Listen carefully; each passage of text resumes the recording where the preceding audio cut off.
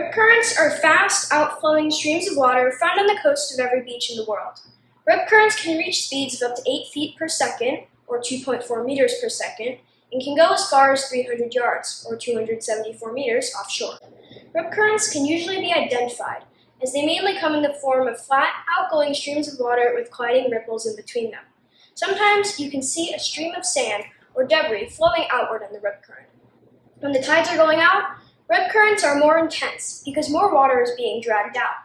Of course, rip currents can also form at other times, but are less intense at other tides.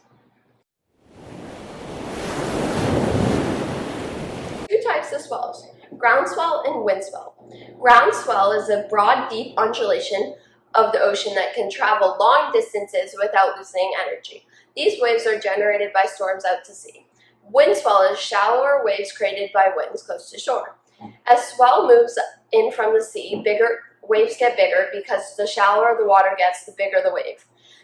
A swell comes in sets. Sets are groups of waves that come together. Normally there are 3 to 10 waves in a set. Surfers prefer groundswell because it is faster, farther apart, and less steep. If you're a surfer like me, or you like to swim at the beach, you should learn about the tides and the science behind them. One major force on tides is gravity. Gravity is the force that pulls objects toward each other. Bulges are high tide. With the bulges in line with the moon, this results in the tidal force that stretches and squashes the ocean, which is why there are 2 high tides and 2 low tides. Every day, tides take 12 hours to go from high to high or low to low. Unlike a 24-hour solar day, a lunar day lasts 24 hours and 50 minutes. This occurs because the moon revolves around the Earth in the same direction, and every day it takes the Earth an extra 50 minutes to catch up to the moon. This is why the tides advance 50 minutes every day. Sometimes the sun's gravity influences the tides. When the sun and the moon are at right angles to each other, the solar tide partially cancels out the lunar tide and produces the moderate tides, known as neap tides. When the moon and the sun are in alignment, the additional gravitational pull causes spring tides, which are the highest high tides and the lowest low tides. So remember, there are 2 high tides and 2 low tides a day. Learn how to read a tide chart and plan your swimming and surfing around the high and low tides.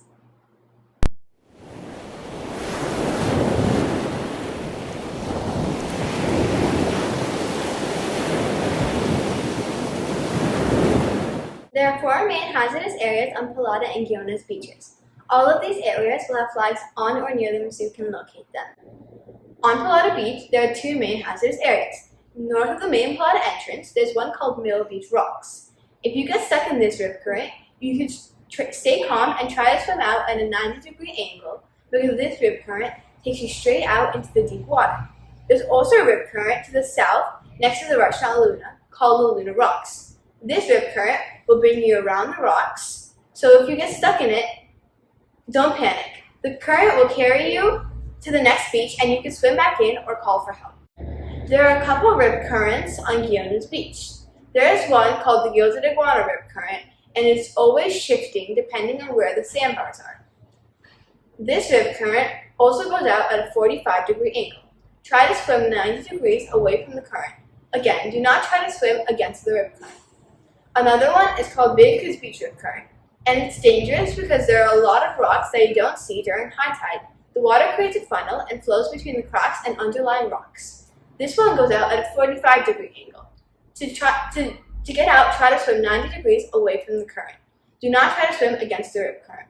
There are more hazardous areas in Guiones. We won't tell you all about them, but we can show you on Google Maps. These are all of them. The worst time to ever go out and to swim is high tide to low tide because the water is rushing out with the outgoing tide and creates stronger rip currents.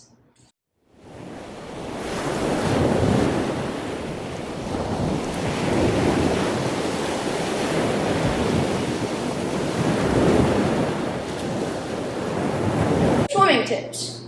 Swim from low tide to high tide, preferably closer to low tide. Only swim up to your waist height. Make sure you make a focal point.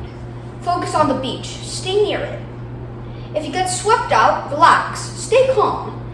Always swim with somebody else. If the waves are big and the winds are strong, don't go swimming.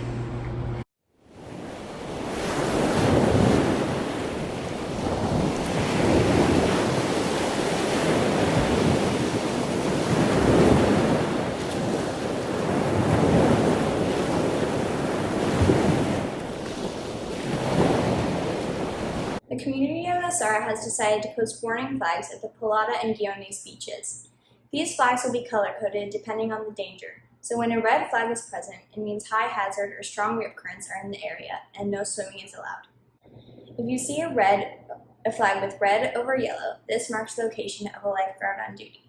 Since swimmers are at the most risk, these flags are most important for them, but surfers can still use them. I know that when I go out surfing, I will look at the flags to determine if it is safe for me to go out or not. Even if you don't see any flags, you should still exercise caution and be careful in the water.